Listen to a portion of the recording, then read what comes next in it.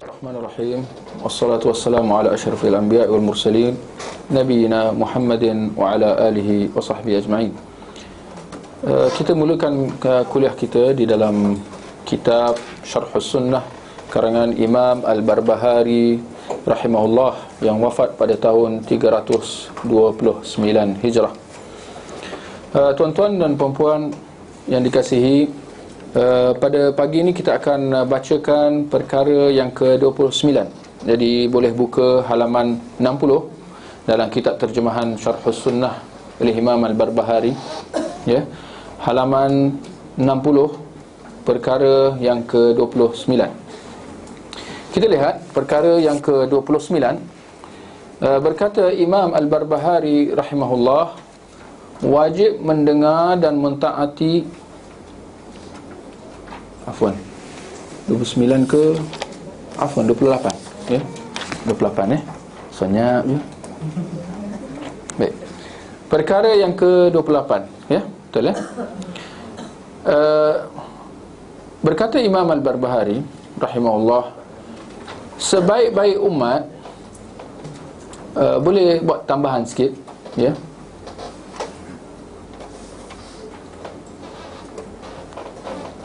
Boleh buat tambahan sikit, kerana dia ada perbezaan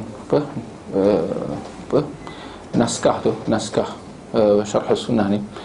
Sebaik-baik umat ini dan umat-umat secara keseluruhan sesudah para nabi, ya, adalah Abu Bakar. Ya, saya ulang, sebaik-baik umat ini dan umat-umat secara keseluruhan sesudah para nabi adalah Abu Bakar, Umar dan Uthman. Demikian itu sebagaimana yang diriwayatkan Ibnu Umar kepada kita, bahawa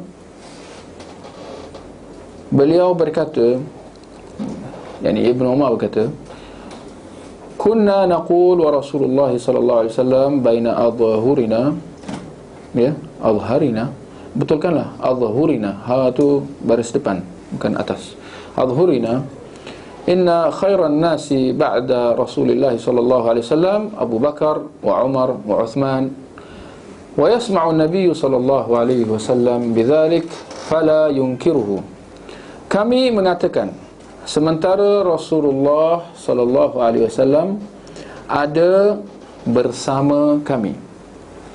Sesungguhnya manusia terbaik setelah Rasulullah sallallahu alaihi wasallam adalah Abu Bakar, Umar dan Uthman. Dan Nabi mendengar ucapan itu, dan gantilah namun dan baginda tidak mengingkarinya, ya. Hal ini diriwayatkan oleh Imam Al-Bukhari, ya. Kemudian manusia terbaik setelah mereka adalah Ali, Talhah, Zubair, Sa'ad, Sa'id, Abdurrahman bin Auf, ya, dan Abu Ubaidah, Amin bin Jarrah. Semuanya layak menjadi khalifah. Kemudian manusia terbaik setelah mereka adalah para sahabat Rasulullah sallallahu alaihi wasallam yang hidup pada generasi pertama semasa kenabian.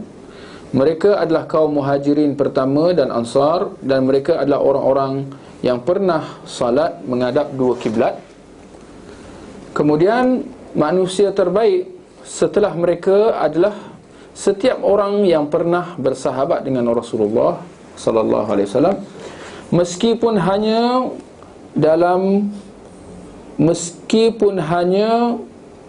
dalam kurun waktu tu, buanglah, meskipun hanya sehari, sebulan, setahun, atau lebih sedikit atau lebih banyak dari waktu tersebut.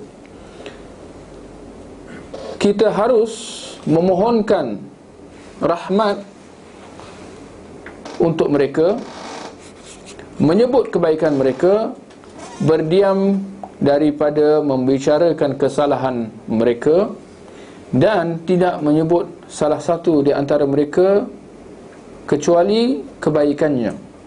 Sebab Rasulullah sallallahu alaihi wasallam bersabda, "Idza dzukira ashabi faamsiku." Jika sahabatku disebut, hendaklah kalian menahan, yakni tidak berbicara jelek tentang mereka. Ibnu Uyainah atau Sufyan bin Uyainah berkata, barang siapa yang berbicara tentang kesalahan sahabat Rasulullah sallallahu alaihi wasallam dengan satu kata, maka dia termasuk ahli bid'ah. Nabi sallallahu alaihi wasallam bersabda, "Ashabi kan nujum bi ayyihim iqtadaitum ihtadaitum." Sahabatku laksana bintang, dengan siapa sahaja daripada kalangan mereka anda mengikutinya, maka anda akan mendapat petunjuk. Ya. Sebelum kita berbicara lanjut, ada baiknya kita jelaskan sahaja bahawa hadis yang terakhir yang kita bacakan tadi, iaitu sahabatku laksana bintang, ya, dengan siapa saja daripada mereka anda ikut, maka anda akan mendapat petunjuk. Hadis ini maudhu', ya, hadis ini palsu, ya, maka tidak boleh dijadikan sebagai rujukan, apatah lagi sebagai amalan, ya. Baik, kita lihat, kita kembali semula kepada perkara awal, perkara 28 tadi. Imam Al-Barbahari kata apa? Ya, sebaik-baik umat ini dan umat-umat secara keseluruhan, ya, sebaik-baik umat ini dan umat-umat secara keseluruhan, maknanya termasuklah daripada kalangan umat-umat yang terdahulu, ya, Bani Israel dan yang lain, sesudah para nabi, ya, sesudah para nabi adalah Abu Bakar, Umar dan Uthman. Maksudnya Abu Bakar, Umar dan Uthman adalah sebaik-baik manusia, ya, daripada kalangan manusia secara amnya, ya, sesudah para nabi. Sesudah para nabi, sejak zaman berzaman, ya, sesudah para nabi, siapakah sebaik-baik manusia? Mereka adalah Abu Bakar, Umar dan Uthman. Ini kedudukan yang cukup tinggi buat para sahabat Nabi sallallahu alaihi wasallam, ya, khususnya Abu Bakar, Umar dan Uthman, ya. Kerana kita lihat, ya, Abu Bakar, ya, sebagai contohnya, dia adalah sebaik-baik manusia, ya, daripada seluruh manusia, sejak Nabi Adam sehinggalah ke Nabi Muhammad sallallahu alaihi wasallam. Setelah para nabi, sebaik-baik manusia adalah siapa? Abu Bakar As-Siddiq. Kenapa kelebihan ini diperolehi oleh beliau, Abu Bakar As-Siddiq? Kerana kita mendapati bahawa Abu Bakar As-Siddiq adalah di antara sahabat yang paling awal, ya, memeluk Islam, ya, membantu Rasulullah, ya, menyokong Rasulullah, mempertahankan Rasulullah daripada gangguan musuh, ya, daripada gangguan orang-orang kafir Quraisy. Dia telah membelanjakan hartanya, ya, pada jalan agama, ya, kerana agama. Bahkan dia telah melazimi Rasulullah sallallahu alaihi wasallam terus menerus. Maknanya bukan ada musim, bukan ada ketika dia semangat atau ketika dia ada masa lapang, tidak. Sebaliknya dia telah terus menerus bersama dengan Rasulullah, ya, sehinggalah Rasulullah sallallahu alaihi wasallam wafat, ya, meninggal dunia. Lalu kita mendapati bahawa, ya, budi dia, budi baik, kebaikan Abu Bakar As-Siddiq tidak terhenti di situ, bahkan diteruskan setelah kewafatan Rasulullah, di mana Abu Bakar telah menjadi khalifah yang pertama, ya. Dia telah, ya, memikul tanggungjawab meneruskan usaha Rasulullah, ya, untuk mempertahankan agama ini, ya, dan disebarkan agama ini, ya, seluas-luasnya. Bahkan kita mendapati bahawa Abu Bakar satu-satunya sahabat yang teguh apabila berita tentang kewafatan Rasulullah sallallahu alaihi wasallam mula tersebar. Ya, Abu Bakar satu-satunya sahabat yang teguh, ya, berdepan dengan berita yang sangat menduka citakan itu. Kita mendapati bahawa bahkan Umar Al-Khattab apabila dia mendengar berita tentang kewafatan Nabi sallallahu alaihi wasallam, dia mengatakan bahawa siapa yang kata Nabi wafat, aku pancung dia. Ya. Kerana berita itu sangat memeranjatkan, sangat mencemaskan, sangat menakutkan, ya. Sehingga tak ramai yang sanggup untuk menerima berita kewafatan Nabi sallallahu alaihi wasallam, kecuali Abu Bakar As-Siddiq, ya. Kerana itu kita mendapati dia, ya, antara keteguhan Abu Bakar As-Siddiq, antara dia punya jasa baik dia terhadap umat Islam adalah bagaimana dia meneguhkan hati para sahabat ketika itu, tatkala dia naik ke atas mimbar dan memberikan khutbahnya yang cukup masyhur, di mana dia kata, ya, barang siapa yang sembah Muhammad sallallahu alaihi wasallam, sesungguhnya Muhammad sallallahu alaihi wasallam telah meninggal, telah wafat. Tetapi barang siapa yang menyembah Allah, Tuhan yang satu, sesungguhnya Allah itu hidup, dia tidak mati. Nah, ini sebenarnya kalau kita lihat, ini adalah satu ucapan yang cukup menggambarkan keteguhan orang tu. Maknanya dia boleh mengakui secara terang, mengatakan bahawa Rasulullah telah wafat. Bukan ada keraguan, bukan ada mungkin Rasulullah tertidur, mungkin Rasulullah pingsan, mungkin Rasulullah masuk ke alam yang lain.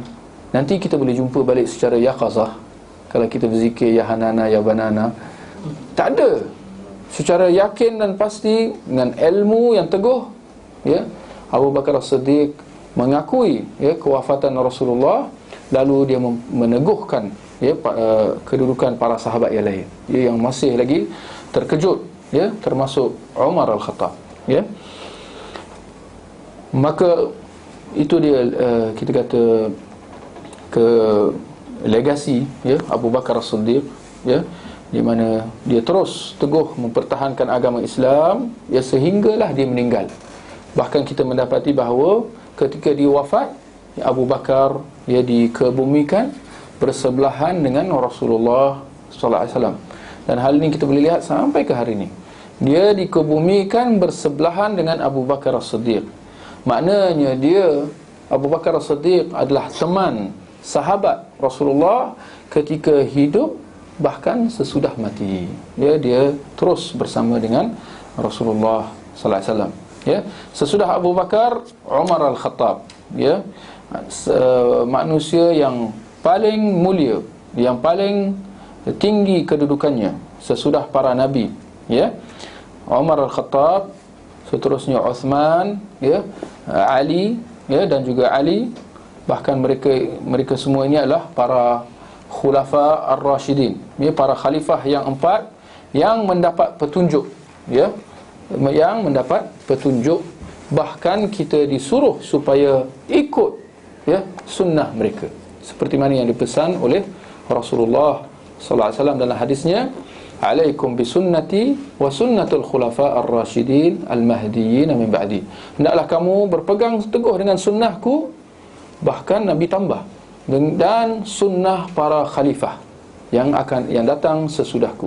Seolah-olah Nabi sudah menjangka, ya, akan kedatangan, akan dilantik para khalifah yang mendapat petunjuk ini, iaitu Abu Bakar, Umar, ya, Uthman dan juga Ali.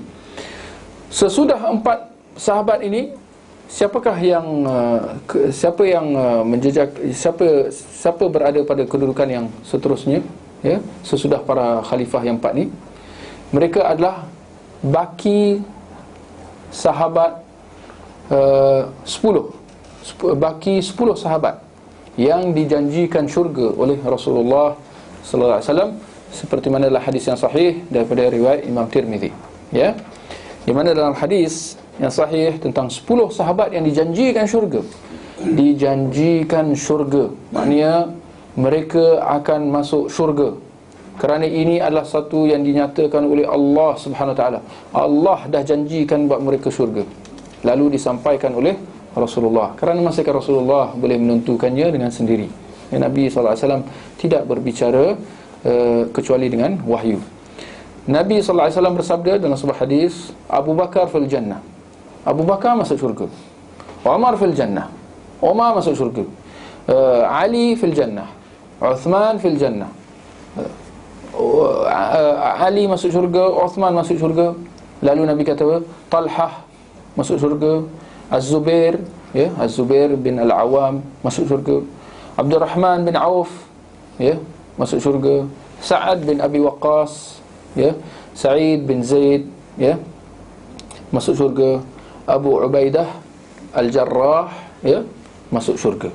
Ini 10 para sahabat yang dijanjikan syurga. Maka para ulama menyimpulkan bahawa mereka ini adalah, baki 6 itu adalah yang kedudukan mereka adalah sesudah para khalifah yang keempat tadi tu, ya. Empat-empat para khalifah tu memang termasuk di kalangan 10 ahli syurga. Maka selepas mereka adalah baki 6 para sahabat tadi tu, ya. Baik, kita melihat daripada sudut tertib 4 khalifah yang awal itu, para ulama sepakat, ya, dari sudut tertib tu, iaitu mula-mula Abu Bakar, Umar, lepas tu siapa? Uthman dan Ali. Ini sepakat, maknanya ijma' pengiktirafan bahawa ini 4 orang khalifah dari segi turutan tu, ya. Cuma ada perselisihan tentang Uthman dan Ali daripada sudut fadilat mereka. Dari sudut khalifah memang semua sepakat, Uthman dulu baru Ali. Cuma ada perselisihan di kalangan ulama sunnah tentang siapa yang lebih afdal dari segi kedudukan. Dari segi khalifah jelas, tapi dari segi kedudukan kemuliaan mereka, siapa yang awal, Uthman ataupun Ali? Ada yang mendahulukan Ali, ada yang mendahulukan Uthman. Kita kata di situ ada perselisihan, ya. Kita lihat Imam Al-Barbahari, kita lihat muka surat 57 tu, ya, jumlah yang terakhir tu, semuanya layak menjadi khalifah. Baki 6 orang, baki 6 sahabat yang dijanjikan syurga, ya, semuanya layak menjadi khalifah. Apa maksudnya? Hal ini, kenyataan Imam Al-Barbahari ini merujuk kepada wasiat Umar Al-Khattab, ya. Wasiat Umar Al-Khattab ketika dia nak meninggal dunia, ya. Umar Al-Khattab, Khalifah Umar Al-Khattab, sebagai seorang khalifah, sebelum dia meninggal dunia, dia ada berwasiat tentang siapakah yang layak untuk menjadi khalifah selepas kematian dia, ya. Apabila Umar Al-Khattab sedar bahawa dia nak mati, ya, dia berwasiat tentang siapakah yang layak untuk mengganti tempat dia. Tapi itulah, dia menyebutkan 8 orang, ya, sahabat yang dijanjikan syurga, ya. Maka dia menyebutkan Uthman, dia menyebutkan Ali, dan baki 6 orang yang dijanjikan syurga, ya. Itu maksudnya, ya, mereka semua, yakni 6 orang baki tadi, baki sahabat yang dijanjikan syurga, mereka semua layak menjadi khalifah. Itu maksudnya, maknanya berdasarkan pesanan wasiat Umar Al-Khattab. Umar Al-Khattab kata apa? Kamu layak, kamu bincanglah sama kamu, ya, dan lantiklah khalifah daripada kalangan 8 orang baki sahabat yang dijanjikan syurga tu, ya. Kerana Abu Bakar, Umar dah Umar dah nak meninggal, Abu Bakar dah meninggal lah.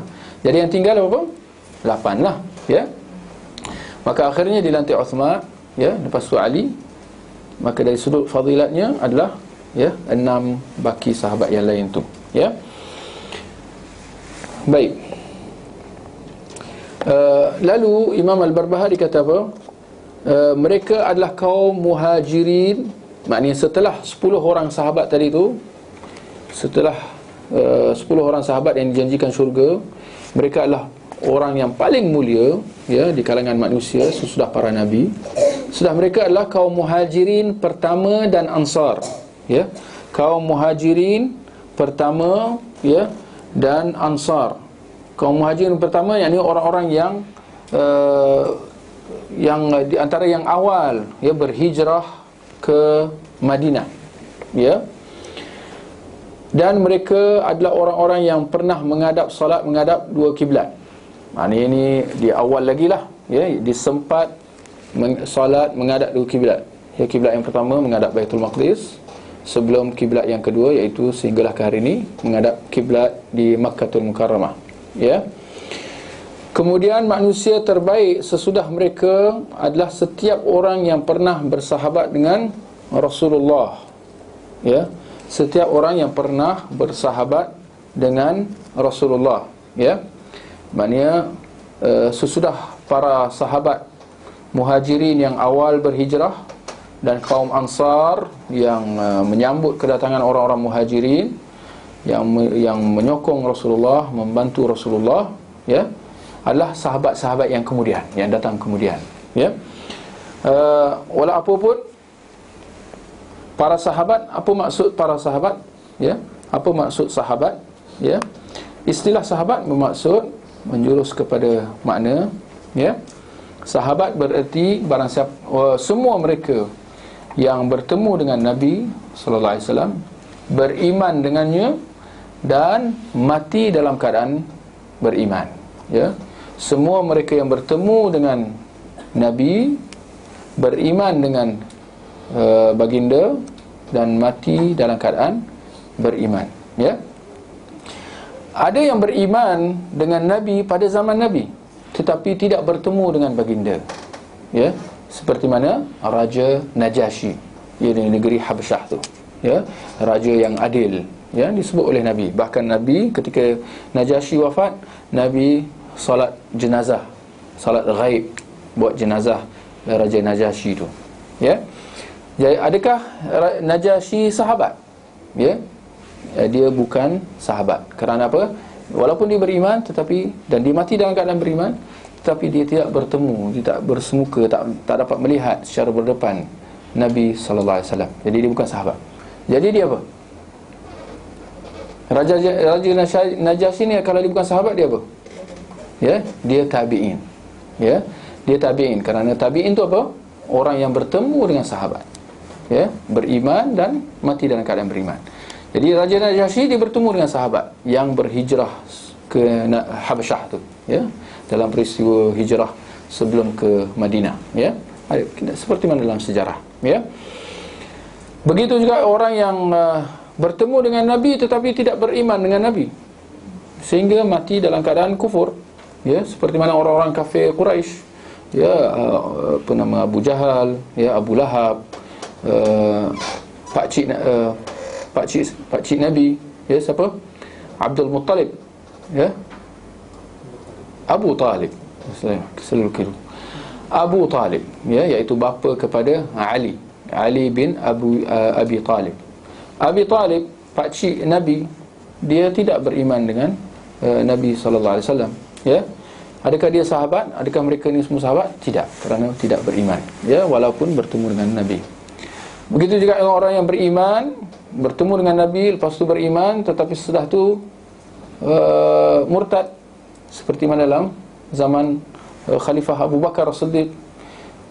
Ada di kalangan mereka yang murtad, ya, kerana enggan menunaikan zakat kepada Khalifah Abu Bakar, ya. Mereka menganggap bahawa zakat itu hanya layak untuk dibayar kepada Nabi. Maka sesudah Nabi wafat, tidak ada zakat lagi. Maka akibat itu mereka dihukum sebagai murtad, ya. Jadi mereka yang mati dalam keadaan begitu, mereka juga bukan sahabat, ya. Baik, kita melihat daripada sudut kemuliaan, ya, di kalangan sahabat adalah orang-orang Muhajirin berada di kedudukan yang di atas, ya. Baru orang-orang Ansar, ya. Orang-orang Muhajirin ya, adalah mereka yang berasal daripada Mekah lalu keluar berhijrah, ya, ke Madinah, ya. Mereka mendapat kemuliaan lebih, kedudukan mereka lebih, ya, berbanding dengan orang-orang Ansar. Orang-orang Ansar adalah merujuk kepada penduduk Madinah, ya, iaitu kaum ataupun bangsa Aus dan Khazraj, ya. Yang mana kisahnya pada awalnya mereka berperang sesama mereka. Aus dan Khazraj ni tak pernah berdamai, ya, berperang. Tetapi akhirnya mereka berdamai kerana apa? Kerana Islam itu sendiri. Islam telah berjaya mendamaikan mereka, ya. Jadi mereka diistilahkan sebagai kaum Ansar. Ya, apa artinya Ansar? Ansar maknanya penyokong, ya. Jadi mereka diistilahkan sebagai Ansar, kaum Ansar, iaitu golongan yang menyokong Rasulullah, bahkan menyokong agama Islam yang dibawakan oleh Rasulullah sallallahu alaihi wasallam. Jadi kita kata Muhajirin berada kedudukan di atas, ya, sebelum kaum Ansar, ya, daripada kalangan sahabat-sahabat Nabi sallallahu alaihi wasallam. Ini kerana kalau kita lihat dalam ayat-ayat Al-Quran, ya, pujian, penjelasan tentang kemuliaan serta kedudukan tinggi para sahabat yang terdiri daripada kalangan Muhajirin dan Ansar disebut di dalam Al-Quran, ya, dinyatakan di dalam Al-Quran, seperti mana dalam surah At-Taubah ayat yang ke-100, was-sabiqunal awwalun minal muhajirina wal ansar, dan mereka yang dahulu daripada kalangan mereka yang awal, ya, daripada kalangan orang Muhajirin dan Ansar disebut, ya, di situ pujian Allah Subhanahu wa taala, ya, ke atas kaum Muhajirin dan Ansar. Tapi itulah kita nak dikata di sini Allah menyebut Muhajirin sebelum Ansar. Begitu juga dalam surah Al-Hashr ayat yang ke-8 dan juga ayat yang ke-9. Dalam ayat yang ke-8 Allah memuji orang Muhajirin dengan firman-Nya lil fuqara'il muhajirin, buat orang-orang Muhajirin, yakni sahabat-sahabat Nabi daripada Mekah, alladzina ukhriju min diyarihim, yang dihalau keluar daripada kampung halaman mereka dan harta benda mereka, yabtaghuna fadlan minallahi wa ridwana, mereka keluar kerana dihalau, dan mereka keluar, yakni pergi ke Madinah, berhijrah kerana mengharapkan keredaan Allah. Itu menunjukkan keikhlasan mereka dalam berhijrah. Wa yansuruna Allah wa rasulah, dan mereka menyokong serta membantu menegakkan agama Allah dan membantu serta menyokong Rasulullah. Lalu di penghujung ayat surah Al-Hashr ayat yang ke-8 tu Allah kata apa? Ulaika humus sadiqun, sesungguhnya mereka adalah daripada kalangan orang-orang yang benar. Di kalangan mereka yang benar. Benar dalam apa? Benar dalam apa? Soalan cupu mah je lah, soalan mudah sebenarnya. Benar dalam apa? Sungguhnya mereka adalah orang-orang yang benar. Benar apa? Akidahnya, imannya, amal ibadahnya benar serba-serbi. Satu hukum am Allah bagi kat dia, ya. Ini satu gelaran ni. Kita kalau ada gelaran kat dunia ni macam-macam kan. Kita bagi tuan, encik, apa, tuan haji. Kalau dah haji dia dapat gelaran tu, haji. Kalau dia dapat umrah, umrah. Lepas tu tinggi lagi Datuk, Datuk Seri, Tan Seri, Tun Seri. Itu semua gelaran. Gelaran tu, hierarki, kedudukan, kemuliaan, keistimewaan. Tapi Allah bagi gelaran apa pada orang Muhajirin? As-Sadiqun. Saya ingat kalah semua tuan-tuan. Ni gelaran-gelaran ni tak payah nak tengok lah. As-Sadiqun, orang yang benar, ya. Gelaran yang cukup hebat, ya. Kerana ni gelaran ni, ya, melayakkan mereka untuk ke syurga. Kita lihat dalam ayat berikutnya, setelah memuji orang-orang Muhajirin, Allah memuji orang-orang Ansar pula. Surah Al-Hashr ayat yang ke-9. Walladzina tabawwa'u ad-dara wal imana min qablihim, dan mereka yang menyediakan tempat tinggal mereka dan mereka beriman, ya, yuhibbuna man hajara ilaihim, mereka suka, mereka gembira menyambut kedatangan mereka yang berhijrah ke tempat mereka. Ya, wala yajiduna fi sudurihim hajatan mimma utu. Dan mereka tidak mendapati apa-apa juga perasaan tidak senang di dalam hati mereka menyambut kedatangan orang-orang muhajirin ni, ya.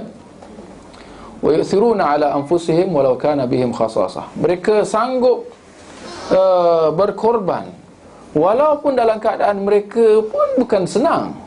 Mereka sanggup berkorban walaupun mereka pun hidup susah, ya. Wa yu'thiruna ala anfusihim walau kana bihim khasasah, ya. Wa man yuqa shuhha nafsihi fa ulaika humul muflihun. Di penghujung ayat yang ke-9 ini Allah memuji orang-orang Ansar pula, ya, dengan mengatakan wa may yuqa shuhha nafsihi fa ulaika humul muflihun. Mereka itu adalah orang-orang yang berjaya, ya. Mereka itu adalah orang-orang yang berjaya. Soalan yang sama juga, berjaya apa? Berjaya macam mana? Semua merenung 1000 bahasa. Berjaya apa? Mudah ya, berjaya dunia dan akhirat. Berjaya secara umumnya, berjaya secara mutlaknya, dunia dan akhirat. Berjaya dalam dunia macam mana? Maksudnya semua usaha di dalam dunia berjaya, diterima, lulus. Kita kalau dalam periksa kita ada lulus, berapa dapat A ke B ke apa. Mereka ni berjaya, lulus. Maksudnya semua ibadah, apa juga amal usaha yang dibuat, lulus, menepati kehendak Allah. Dan berjaya di akhirat, insya-Allah fahamlah, mereka lulus di padang mahsyar dalam soal hisab, semua akan dihisab, termasuk sahabat, mereka akan lulus. Amal ibadah mereka semua lulus, tak ada benda yang gagal, ya. Akhirnya mereka lulus dalam merentas titian sirat. Seperti mana yang kita tahu, ya, akan ada titian sirat tu ada macam-macam orang, ya. Tapi nak kata orang-orang Ansar ni lulus, dan akhirnya mereka akan masuk ke dalam syurga. Jadi pujian yang tidak ada pujian yang lebih daripada itu, ya. Orang-orang muhajirin, ya, orang-orang yang diistilahkan sebagai orang yang benar, orang-orang Ansar sebagai orang-orang yang berjaya, ya. Setelah itu adalah sahabat, itu sahabatlah secara amnya. Tapi itulah Imam Al-Barbahari, dia bersikap adil, ya. Dalam kita sebagai Ahlus Sunnah, ya, kita hendaklah bersikap adil dengan kita meletakkan setiap seorang tu pada tempatnya. Maka para sahabat ni bukan semua sama. Kita kena sikap adil. Mereka semua mulia, tetapi di kalangan mereka ada yang lebih mulia daripada yang lain, mengikut kedudukan masing-masing. Jadi Abu Bakar awal, Umar, Uthman, Ali, lepas tu baki 6 sahabat yang dijanjikan syurga. Lalu siapa? Orang-orang muhajirin yang pertama pergi hijrah. Lalu siapa? Lalu orang-orang Ansar. Lalu siapa? Kita lihat para sahabat yang awal Islam dan orang yang sahabat yang kemudian masuk Islam, ya. Kesemua mereka diletakkan pada tempat masing-masing, ya. Kita lihat itu daripada sudut kemuliaan para sahabat. Lalu Imam Al-Barbahari menyebut tentang apabila kita sudah mengiktiraf, mengakui kedudukan para sahabat, apa tindakan kita yang seterusnya, ya. Imam Al-Barbahari kata apa? Kita harus memohon rahmat untuk mereka. Maknanya mendoakan mereka. Itu seperti mana dalam istilah yang kita letak, bila kita sebut nama sahabat, kita kata apa? Radhiyallahu anhum, kan? Abu Bakar radhiyallahu anhu, Umar radhiyallahu anhu, Aisyah radhiyallahu anha. Itu kita mendoakan keridaan Allah, ya, buat mereka, ya. Ini adalah satu tuntutan, ya. Kita, itu akhlak kita, ya, dengan para sahabat.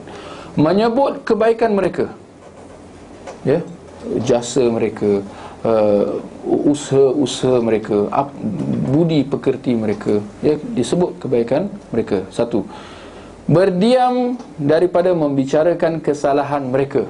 Itu adab kita seterusnya dengan para sahabat. Kita berdiam daripada berbicara tentang kesalahan mereka, kesilapan mereka. Kita berdiam.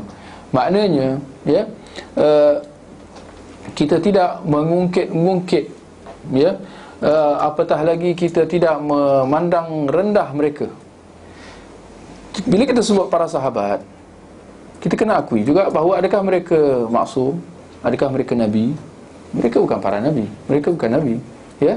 Jadi adakah mereka maksum, terpelihara daripada salah silap? Tidak juga. Jadi mereka ni manusia biasa, ya. Jadi seperti mana yang kita sedia maklum, seperti mana yang dijelaskan oleh Nabi, semua anak Adam, semua manusia ni melakukan kesilapan, kan?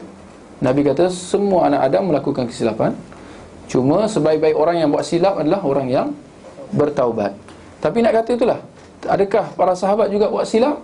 Kita kata tentu sahaja ada kesilapan mereka, kerana mereka bukan maksum. Tapi itulah, dalam bagaimana dengan kesalahan mereka ni, ya, kita menahan diri, kita berdiam diri daripada berbicara tentang kesalahan atau kesilapan para sahabat ni. Kita tidak mengungkit-ungkitnya, kita tidak nak memberi komentar daripada sudut merendahkan mereka. Kita apatah lagi menghina mereka, ya, dengan kesilapan-kesilapan atau kesalahan-kesalahan mereka. Hal ini berdasarkan perintah Nabi SAW sendiri, seperti mana dalam hadis yang dapat kita lihat. Nabi kata apa? Jika sahabatku disebut, maknanya jika disebut nama sahabat, hendaklah kalian menahan. Menahan maknanya tidak berbicara jelek, berbicara buruk tentang mereka. Maknanya sebaliknya, kita hanya berbicara benda-benda yang baik sahaja tentang mereka, ya. Ini kena faham ni. Bukan kita nak nafikan bahawa mereka tak buat silap. Ada silap-silap, salah silap mereka, ada ijtihad, bahkan sesama mereka berselisih. Maka ada yang benar, ada yang tak benar. Bahkan kita lihat, ya, ini boleh kita lihat Umar Al-Khattab, Uthman, Ali. Adakah mereka ni maksum? Tidak. Ada ijtihad mereka, boleh disebut, tetapi sama sekali bukan daripada sudut kita nak kritik mereka, kita nak mencela mereka, nak merendahkan mereka. Tengok dia orang ni buat silap. Apa ni buat silap? Ada ke waktu cakap ni? Macam mana pelik dia ni buat macam ni? Kita bercakap-cakap macam tu pula terhadap para sahabat, ya, itu ditegah. Bahkan kita lihat Sufyan Ibn Uyainah di kalangan ulama salaf dahulu, seorang ulama besar pada zaman salaf dahulu, ya, dia kata barang siapa yang berbicara tentang kesalahan para sahabat dengan satu kata, ya, ini satu kataan je, garislah satu kata je, maka dia ahli bid'ah, ya. Maknanya dia adalah orang ahli bid'ah, maknanya orang yang sesat, orang yang mengikut hawa nafsu, ya. Ini kerana seperti mana yang dijelaskan oleh Syekhul Islam Ibn Taymiyah, antara prinsip ahli sunnah wal jamaah, sebagai ahli sunnah wal jamaah, adalah kita bersangka baik dengan para sahabat, ya, dan kita hanya berbicara benda-benda yang baik sahaja tentang para sahabat Rasulullah sallallahu alaihi wasallam. Maka sama sekali hati kita bersih daripada daripada benci sahabat, ya. Hati kita bersih daripada apa juga sangkaan buruk terhadap para sahabat, ya. Ini kerana dalam sebuah hadis, ya, yang sahih daripada Bukhari dan Muslim, Nabi SAW bersabda, la tasubbu ashabi, jangan kamu mencela sahabat-sahabatku. Fawalladhi nafsi biyadih, demi yang nyawaku di tangannya, yakni Allah. Lau anfaqa ahadukum mithla Uhudin dhahaba, kalau sekiranya seorang kamu, ya, sedekah emas sebesar gunung Uhud, seorang kamu bersedekah emas sebesar gunung Uhud, ya, sebuah gunung yang besar di Madinah, ma balagha mudda ahadihim wala nasifuhu, dia tidak akan dapat ganjaran, ya, sebesar satu mud. Satu mud maknanya secupak, ya. Dia tidak akan dapat pahala yang diperolehi oleh para sahabat apabila bersedekah satu cupak atau setengah cupak. Maknanya sahabat kalau bersedekah satu cupak atau setengah cupak, lebih besar pahalanya daripada kalau kita bersedekah emas, ya, sebesar gunung Uhud. Kenapa begitu? kerana kemuliaan para sahabat, kerana ketinggian amalan mereka daripada sudut ikhlas dan itiba'nya, ya, kualiti amalan para sahabat menyebabkan kedudukan mereka tu tinggi. Jadi mereka ni kedudukan tinggi bukan mudah-mudah je dapat macam tu. Sebaliknya mereka mendapat kedudukan itu kerana, ya, ikhlas mereka, kerana ittiba' mereka, kerana usaha mereka, kerana, ya, kerana penat lelah mereka bersama dengan Rasulullah sallallahu alaihi wasallam, ya. Maka tidak heranlah kalau siapa yang daripada kalangan manusia yang datang sesudah mereka, kalau sekiranya dia mencela sahabat, ya, itu menunjukkan bahawa, ya, seperti mana pesanan Ibn Uyainah, dia ni orang yang ahli bidah, ni orang yang sesat, kerana dia tidak dapat memahami hakikat kedudukan para sahabat, ya. Bahkan kita kena berhati-hati. Kenapa? Apa relevannya perkara yang ke-28 ni tentang memahami kedudukan sahabat ni? Kerana kita mendapati bahawa ada usaha yang terus menerus sehingga ke hari ini memburuk-burukkan sahabat. Sehingga ke hari ini memburuk-burukkan sahabat. Bagaimana? Dia ada banyak cara dia orang guna, dengan menyebut-nyebut tentang fitnah yang berlaku di kalangan para sahabat, ya, khususnya sahabat sampai berperang. Seperti mana dalam perang siapa? Perang Jamal dengan perang Siffin. Ada sampai berperang, ada perselisihan tu. Tapi ini kita kata pentingnya kita kawal mulut kita daripada bercakap. Kalau tak faham, diam. Kalau nak kaji, tak ada masalah. Sejarah untuk kita nak faham, ya. Tetapi jangan sampai kita ada persepsi buruk, atau jangan sampai kita memandang rendah para sahabat. Jangan kita sampai ya, menyebut-nyebut kesalahan mereka dalam keadaan kita merendah-rendahkan mereka, ya. Mereka manusia, tetapi kita kena faham dalam masa yang sama, mereka bukan manusia biasa. Mereka ini adalah manusia yang mendapat keistimewaan, ya, di sisi Allah, ya, dan juga Rasulnya, ya. Adapun mereka yang cuba nak merendah-rendahkan para sahabat ni, kita kena faham, mereka mempunyai, sama ada di antara dua lah, sama ada mereka ni orang yang jahil, yang hatinya busuk, yang hatinya rosak, ya, maka tak heranlah hati orang yang busuk ni memang segala-galanya akan jadi tak betul, ya. Atau mereka ini mempunyai agenda di sebalik apa yang mereka, kata-kata buruk yang mereka ucapkan tentang para sahabat itu. Mereka ada agenda yang tersembunyi, seperti mana orang-orang Syiah, ya. Sebenarnya kalau kita lihat apa juga usaha untuk nak menyebut merendah-rendahkan sahabat, kalau kita kaji, kita dapati bahawa dia usaha dia ada kait dengan orang Syiah. Sama ada orang Syiah betul-betul Syiah atau orang yang terpengaruh dengan Syiah. Kerana orang Syiah memang adalah orang yang paling sesat. Kategori yang pertama orang paling sesat, orang Syiah, ya. Sebab tu bila bila kita sebut istilah kami adalah Ahlus Sunnah wal Jamaah, Ahlus Sunnah tu sebenarnya untuk kita nak keluarkan orang Syiah. Kerana orang Syiah tidak beramal dengan sunnah Nabi sallallahu alaihi wasallam seperti mana yang sepatutnya. Bagaimana jadi macam tu? Kenapa orang Syiah tolak sunnah Nabi sallallahu alaihi wasallam? Mereka mengaku, mereka mendakwa mereka berpegang dengan sunnah, tetapi sunnah yang menyeleweng. Maka masakan tidak menyeleweng kalau mereka sudah mengkafirkan para sahabat. Orang Syiah memang kepercayaan i'tiqad mereka adalah mengkafirkan para sahabat. Bermula dengan Abu Bakar, Umar dan Uthman. Ini yang paling kafir. Bahkan mereka kata ini dua berhala ni. Dua berhala. Abu Bakar, Umar ni dua berhala yang perlu kita kufur terhadapnya, ya. Seteruk kepercayaan apa? Orang Syiah. Sehingga ke hari ini, dia bukan kisah dongeng dahulu kala. Tak, sehingga ke hari ini. Sehingga ke hari ini, kalau orang Syiah dia nak meneguhkan keimanan batil dia, bila dia pergi toilet tu, letak kaki kiri nak mencangkung, kan, minta maaf, cangkung kaki kiri kanan, dia letak kaki kiri kat bawah dia tulis Abu Bakar, kaki kiri tulis Umar. Teruk seteruk-teruknya. Bahkan dididik daripada kecil anak-anak mereka. Anak-anak mereka dibagi ke hadiah, ke anak dia. Anak tu pun sukalah dapat mainan kan. Mainan, dimain. Tahulah budak-budak ni bila dapat benda baru, dia benda toy, mainan yang lain ditinggalkan. Dia main je. Ya.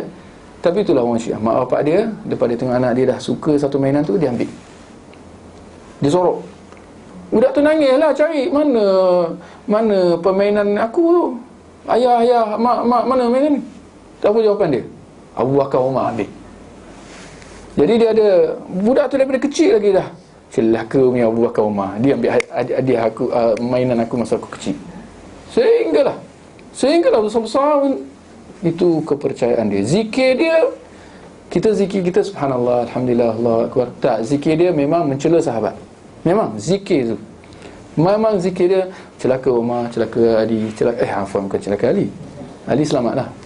Celaka Abu Bakar, celaka Umar, celaka Osman, celaka Aisyah, celaka Abu Hurairah, semua sahabat-sahabat lain.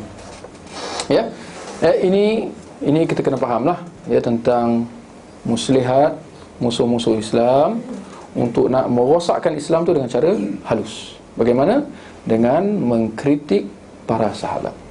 Kerana apabila para sahabat sudah dikritik, akan timbul perasaan tidak senang dengan para sahabat. Bila timbul perasaan tak senang terhadap para sahabat, apa jadi? Sudah ada benci dengan para sahabat. Bila kita dah benci para sahabat, habislah segala apa yang datang daripada sahabat.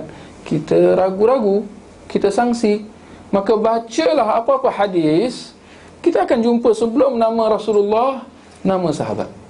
Qala Abu Hurairah, daripada riwayat Abu Hurairah, sabda Nabi SAW. Kalau kita datang, Abu Hurairah ada. Kalau orang Syiah, celaka, dia sumpah lah.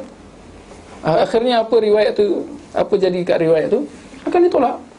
Maka kerana itu orang-orang Syiah, mereka, Bukhari dan Muslim ni, ini minta maaf, ini macam tisu tandas je untuk dia orang.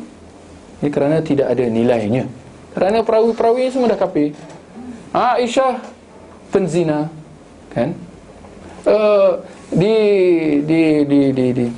Di Qom ke di mana, di Tahran ke apa, ada satu kubur besar, kononnya kubur Abu Lu'lu'ah. Abu Lu'lu'ah ni adalah orang Majusi yang bunuh Umar Al-Khattab. Sehingga hari ni ada kubur dia, kubur khayalan. Abu Lu'lu'ah dibunuh qisas di Madinah. Entah macam mana dia punya kubur dia sampai kat Iran, wallahu alam. Orang Syiah ni orang teruk seteruk-teruknya. Tapi nak kata benci tak benci mereka terhadap para sahabat. Jadi ada kubur Abu Lu'lu'ah, lalu dipuja kubur Abu Lu'lu'ah ni. Ditulis Baba Syuja' Abu Lu'lu'ah, orang yang berani Abu Lu'lu'ah. Sedangkan Abu Lu'lu'ah ni pun tak kenal tu apa tu Syiah. Dia orang Majusi. Tapi orang Syiah, asalkan dia ni pun musuh dia sama dengan musuh, yakni dia bunuh Umar, dan kita pun benci Umar, jadi dia ni jadi hero lah ya. Abu Lu'lu'ah ni jadi hero yang diangkat dan dipuja kuburnya sehingga ke hari ini ya. Baik, saya ingat cukup sekadar itu untuk hari ini ya. Kalau ada sebarang pertanyaan.